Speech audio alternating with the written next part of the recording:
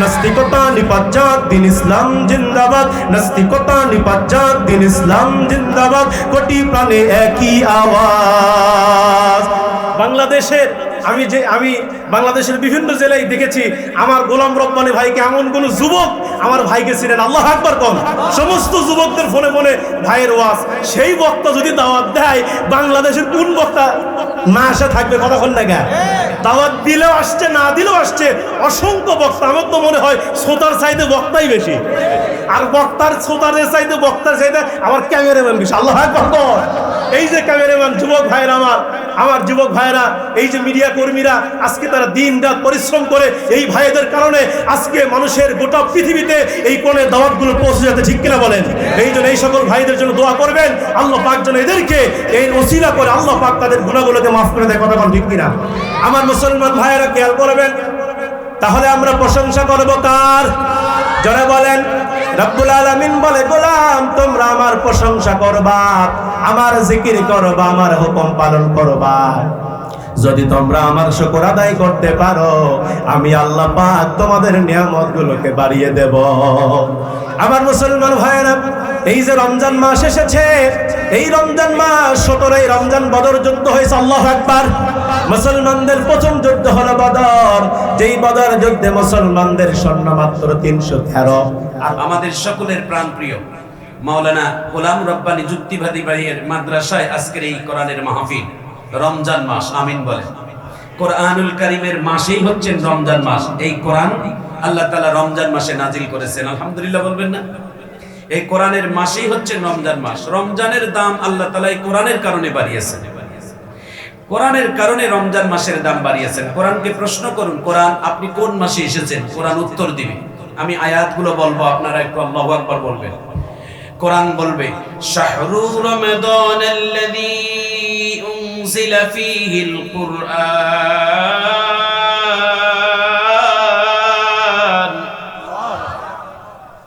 কোরআন শুনতে মজা লাগে না? গান শুনতে মজা লাগে? হ্যাঁ, কোরআন শুনবেন, কোরআনের হরফে হরফে সওয়াব পাবেন, আমিন বলেন। এক হরফ পড়লে 10 নেকি। কয় নেকি? অন্য মাসে তাও আবার, রমজান মাসে 10 না, 10-এর বদলে আল্লাহ পাক 70 গুণ 700 গুণ পর্যন্ত বাড়িয়ে দেয়, আমিন বলেন। রমজান মাসে কোরআন পড়বেন। আমার নবী রমজান মাসে কোরআন পড়তেন, জিবরাইল ধরতেন, আর জিবরাইল কোরআন পড়তেন, আমার নবী শুনতেন, আমিন বলেন। রমজানুল মুবারক মাস আসলে মক্কা মদিনায় আল্লাহু আকবার, আজকে সারা বাংলাদেশে কোরআনের খতমে তারাবি হচ্ছে, তাই না? খতমে তারাবি হয় আজকে, কাবা শরীফেও খতমে তারাবি হচ্ছে, সারা পৃথিবীতে হচ্ছে। কিন্তু খতমে তারাবি বাংলাদেশে আমাদের বিভিন্ন জায়গায় দেখি খুব স্পিডে পড়ায়, খুব স্পিড, খালি তাড়াতাড়ি। মুসল্লিরা বলে, হুজুর যেই হাফেজ সব থেকে বেশি স্পিডে পড়ায়, ও নাকি 1 নম্বর হাফেজ। যে সব থেকে ধীরে পড়ায় ও ভালো হাফেজ না। মুসল্লিরা বলে, হুজুর তাড়াতাড়ি চালান, তুফান মেইলের মতো চালান। এই মাস গুনাহ মাফের মাস, এই মাস জান্নাত যাওয়ার মাস, এই মাস জাহান্নাম থেকে মুক্তি পাওয়ার মাস। জাহান্নামের দরওয়াজাগুলো বন্ধ করা দেওয়া হয়েছে রমজানের ওসিলা করে। শয়তানের পায়ের মধ্যে শিকল লাগানো হয়েছে। কোন মাসের ওসিলা করে বলেন? রমজানের ওসিলা করে জান্নাতের দরওয়াজাগুলোকে খুলে দেওয়া হয়েছে। শয়তানের পায়ে শিকল লাগাই দিয়েছে, বলেন আল্লাহু আকবার। এবং আমাদের আপনজন যারা কবরে আছে, তাদের কবর আযাব বন্ধ করে দেওয়া হয়েছে। তারা দোয়া করতেছেন আর বলছে, আল্লাহ একটি মাস যদি, 12টা মাস যদি এমন হতো, আমরা কতই না সৌভাগ্যবান হতাম। কত কপাল পড়া আবার আছে, রমজান মাস পাওয়ার পরে মনটা বড়ই খারাপ। দিনের বেলা খাইতে পারতেছি না। আরে দিনের বেলা যারা রমজান মাসে খায়, এরা প্রকাশ্যে খাইতেও পারে না। এরা ঠোঁট মোছা কাউয়া, কাউয়ার মতো খায় আর ঠোঁট মোছে, মানুষকে বুঝে আমি রোজা আছি। কথা বলেন ঠিক কি না? এগো কোনো বদনাম নাই, যত বদনাম আমরা হুজুরদের। একটু হাঁটলে বেশি কয় খাইছে, দাওয়াত পাইছে, একটু আস্তে হাঁটলে কয় হুজুর খাইছে বেশি, একটু মিডিয়াম হাঁটলে কয় টেনশনে আছে। আরে আমরা খতম তারাবি পড়াই, আমরা কথা বলেন না কেন?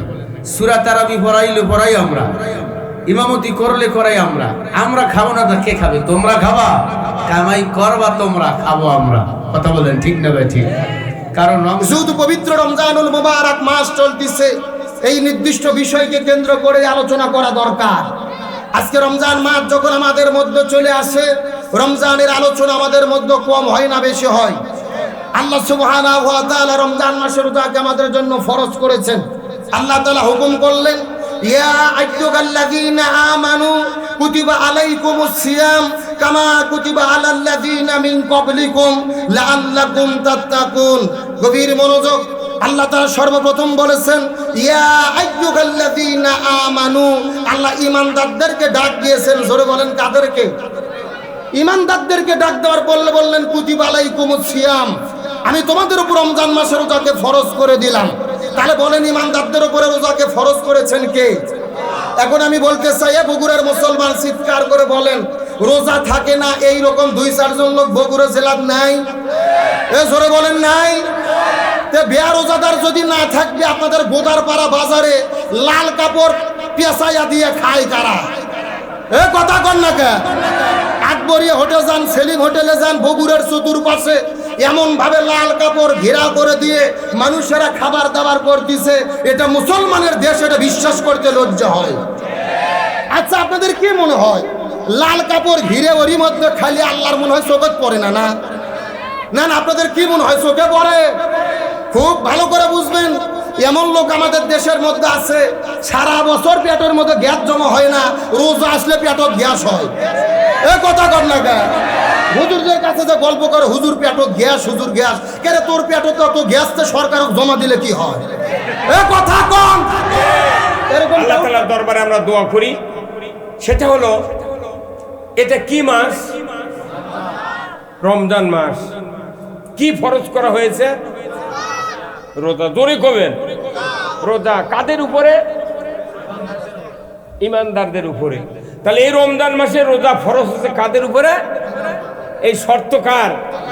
ঈমানদারের উপর রোজা ফরজ। আচ্ছা, এই মাসে যারা সুস্থ আছে, ব্যাধি নাই, কোনো খাওয়া দাওয়ার কষ্ট নাই, এই লোকেরা যদি রোজা না থাকে, তাহলে আল্লাহ ভালো করে বুঝিন ওদের ঈমান। কথা কন। রোজা ফরজ ঈমানদারের উপর। যারা রোজা রাখে না সুস্থ অবস্থায়, নিশ্চিত আল্লাহ জানে গেছে তোমার ঈমান নাই। কথা কন না? রোজা কাদের উপর ফরজ? ঈমানদার। তাহলে আপনার এখানে ঈমানদারের মেলা, কথা ঠিক কিনা? এখন ঈমানদার যারা ঈমানদার, তারা কার পক্ষের লোক? জোরে বলেন কার পক্ষের লোক? আচ্ছা, আজকে বাংলাদেশে আওয়ামী লীগ, বিএনপি, জাতীয় পার্টি, জাসর, সুদারু, মদারু, জুয়ারু, তবলিগ, জামাত, চরমনায়, আটরশি, জাকের পার্টি, হুখাদা, লালন শাহ, রসুলপুর, যতগুলি গ্রুপের লোক আছে, এই লোকগুলা সব কি রোজার পক্ষে না বিপক্ষে? সব রোজার পক্ষে। কথা ঠিক কিনা? আচ্ছা বলেন তো, এতগুলা লোক রোজার পক্ষে, এখানে যতগুলা লোক আছেন, আমরা যদি দিনের বেলা একত্র হতাম, আর এতগুলা লোকের ভিতরে একটা লোক যদি মাঝখান থেকে বিড়ি সিগারেট ধরাতো, তাহলে এখানে যদি 10,000 লোক থাকতো, তাহলে 9,999 জন ওই 1 লোকের উপর আমরা রাগ করতাম। কি রনি ভাই, কথা বলেন আপনি? তুমি রোজার ভেতরে কেন সিগারেট ধরালে?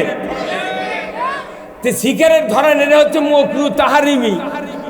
সিগারেট খাওয়া, বিড়ি খাওয়া, এইগুলো হচ্ছে 19 আর 20।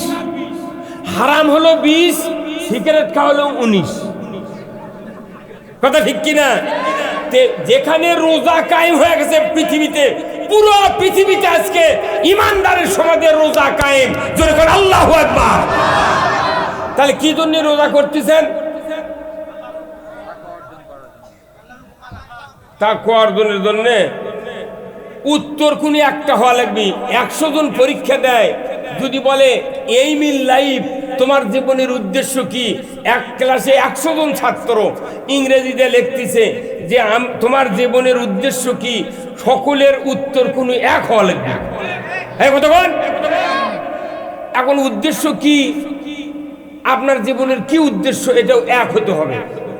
যদি এক না হয়, আর এই উদ্দেশ্যটা আল্লাহর উদ্দেশ্যের সাথে মিল হওয়া লাগবে, রসুলের উদ্দেশ্যের সাথে মিল হওয়া লাগবে।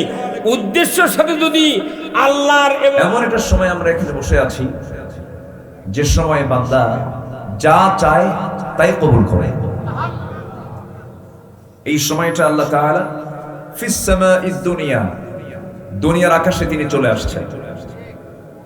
এই সময় তিনি দুনিয়ার আকাশে চলে আসছেন এবং বলতেছেন, আলা মিন মুস্তাগফিরিন ফাগফির লাহ, কোন ক্ষমা প্রার্থী আছো আমার কাছে ক্ষমা চাবে, আমি তার সমস্ত গুনাহগুলোকে মাফ করে দেব। এটা কি মোল্লার কথা না আল্লাহর কথা? আল্লাহ নিজে বলছেন, কোন ক্ষমা প্রার্থী আছো, কার কোন সমস্যাগুলো আছে আমার কাছে বলো, আমি তার সমস্যাগুলো আমি দূর করে দেব। আল্লাহু আকবার।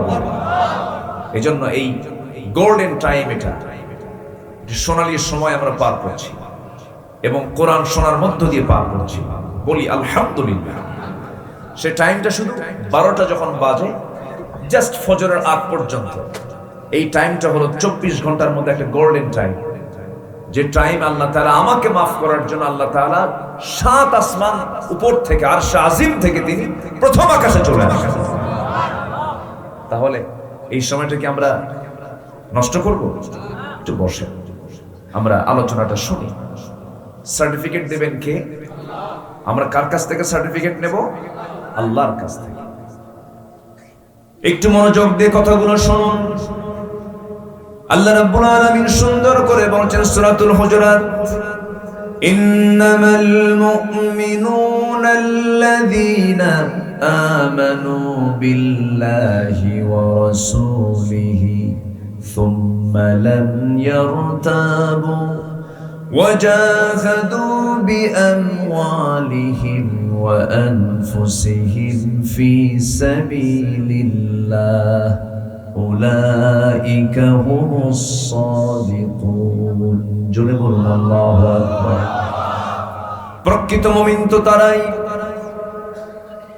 আল্লাহ তাআলা নিজেই ঈমানদারের পরিচয় দিতে নিয়ে বলছেন প্রকৃত ঈমানদার তো তারাই যারা কি করল, আল্লাযীনা আমানু, যারা ঈমান আনলো আল্লাহর উপরে, আল্লাহর প্রতি যারা বিশ্বাস আনলো, আল্লাহর প্রতি বিশ্বাস ওই বান্দার 100% চলে আসবে যে বান্দা কোরআন থেকে ভালো করে বুঝতে পারবে।